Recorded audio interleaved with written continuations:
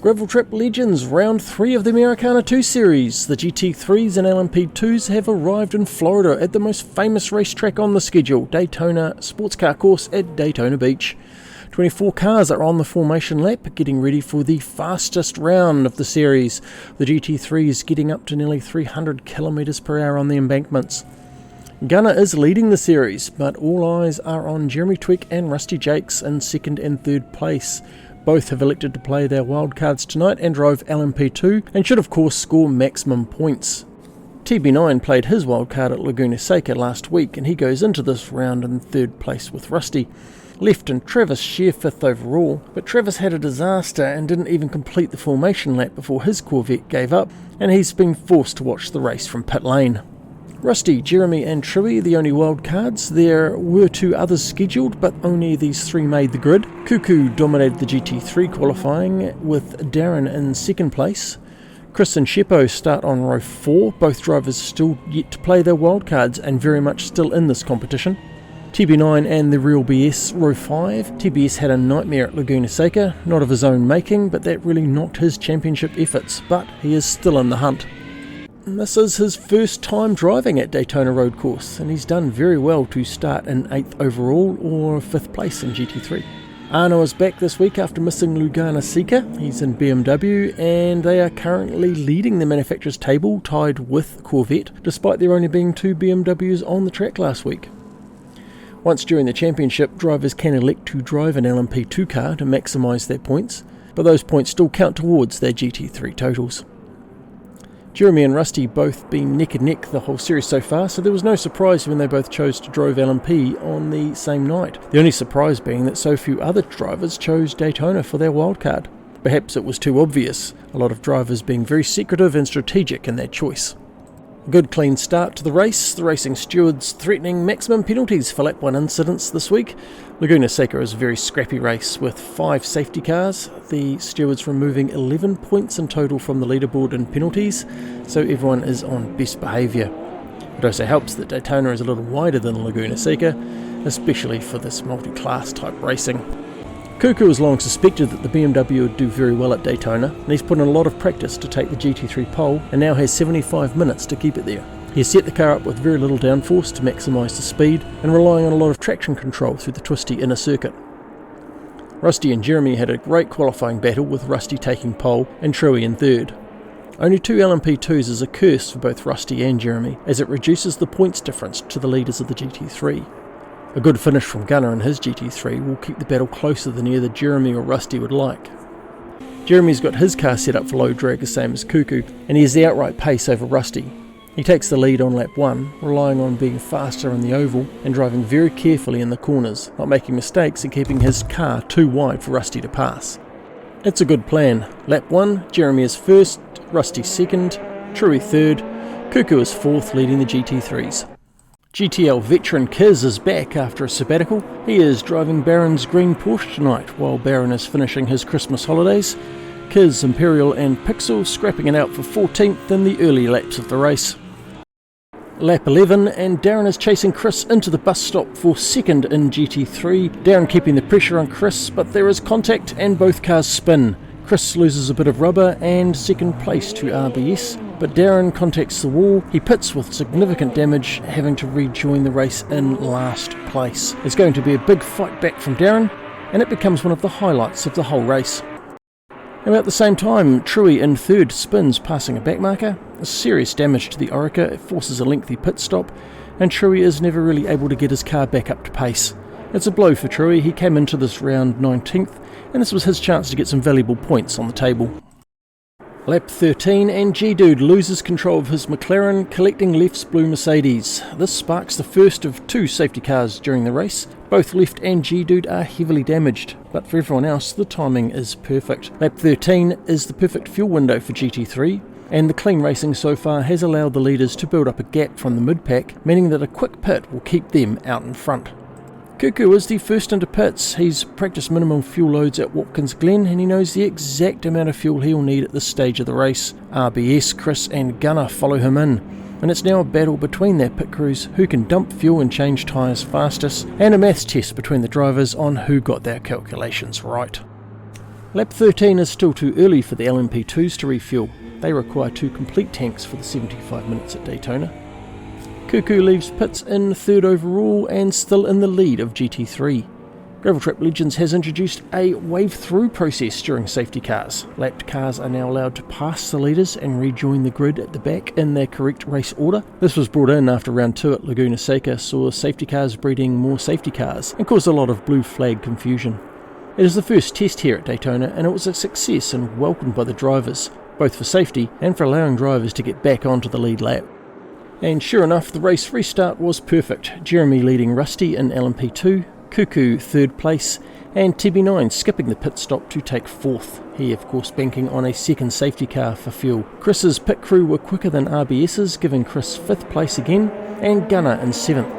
Darren is now up to 20th, but critically he is back on the lead lap, and that was all he needed to get back into the race. Lap 16 and Chris is on the attack. TB9 in the orange Porsche came into round 3 tied for 3rd with Rusty. TB9 played his wild card last round, winning Laguna Seca after an early crash. He has great pace and has played a smart tactical move at Daytona to be running in 4th. Chris, however, he is just an obstacle. Chris is the highest ranked driver who has yet to play his wild card and to drive an LMP2. He has a big decision coming up, with 3 choices of track left: Road Atlanta, Mosport or Sebring, all tighter and twistier than Daytona, which suits the LMP2, but also making them more dangerous and multi-class, with traffic and accidents a real consideration. But right now at Daytona, Chris passes TB9 coming into turn 1, taking 4th place overall.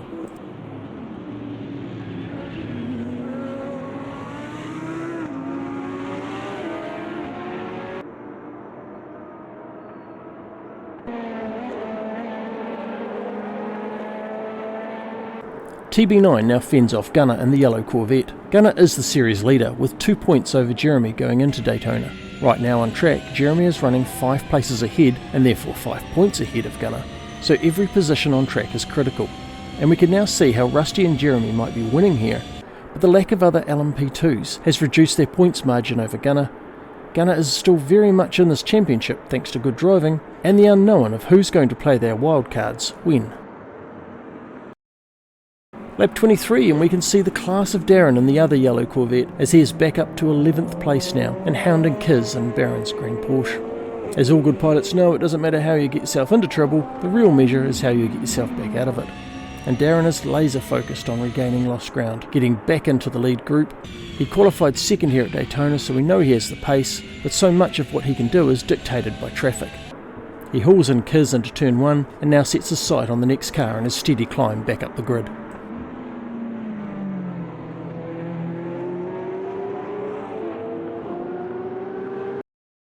Lap 25 and it's Jeremy heading for pits. There have been 2 safety cars, a total of 3 laps at slow speed and a lot of saving gas. This has meant that both Jeremy and Rusty's 75-minute battle is now about to come down to a maths test. Who has worked out the fuel savings and what is now the least amount of fuel you can put into the car, and therefore who is going to spend the least amount of time in pits. This is the cruelest part of sim racing. You can do everything right on track and still mess up the maths test. Rusty pits the next lap, lap 26. Jeremy is out on track, frantically putting down his fastest possible lap, trying to beat Rusty out of the pit exit. It's very close. Jeremy navigates the bus stop at top speed, while Rusty navigates pit lane with his pit limiter on. This is the most exciting battle of the race, and the drivers cannot even see each other.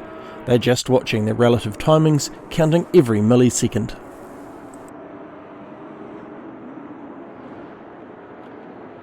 Jeremy meets the GT3 leaders at exactly the wrong moment. Rusty slips out of pits in front. Rusty was almost 4 seconds quicker through pits than Jeremy, and a bit of luck with traffic, and the race lead changes hands. Rusty makes distance on track, while Jeremy works through the fastest GT3 drivers and tries to catch back up on Rusty's orange Orica.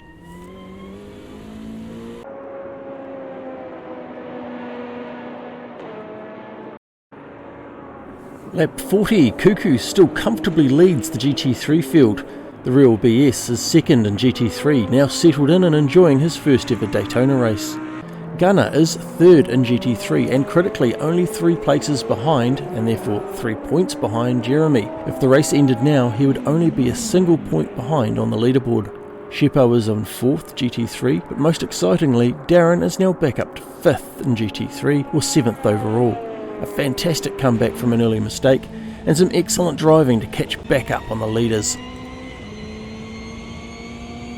Last lap, and Rusty has 7.5 seconds over Jeremy. Great fuel tactics and lucky positioning of the GT3 leaders have given Rusty a clean win. Or was it perfect traffic timing? The critical moment of the race was Rusty slipping out of pits just ahead of the GT3s. Jeremy will take second place, carrying about 20 litres too much fuel as he crosses the line, that slightly longer pit stop stealing away his race win. Cuckoo wins GT3 at Daytona, third place overall. The lack of LMP2 entries this week at his fastest track will be a massive boost for Cuckoo's leaderboard standings, bumping him up from 10th to 5th, and still with his wildcard left to play. Cuckoo will now be the highest scoring driver still to race LMP2. The real BS in second GT3 and Gunner third or 5th overall. And just behind him, Darren brings a very overworked Corvette in 4th place. From last and damaged, a really impressive drive at Daytona. Chris comes in 6th. This will put him 6th overall on the leaderboard, just behind Cuckoo, and just like Cuckoo, Chris still has his wildcard left to play. TB9 crosses the line 7th place. After his win at Laguna Seca, he is now 4th overall on the leaderboard with 3 races still to run. Rusty and Jeremy tied for first place with 109 points each. Gunner just a single point behind them. TB9 in 4th. Chris and Cuckoo both in the hot seat as the fastest drivers, still with LMP2s to race. Imperial and Pixel 7th and 8th. Pixel tied with Sheppo, who is third fastest driver still with a wildcard. And left rounds out the top 10. Next week is Road Atlanta in round 4, and we will see you there.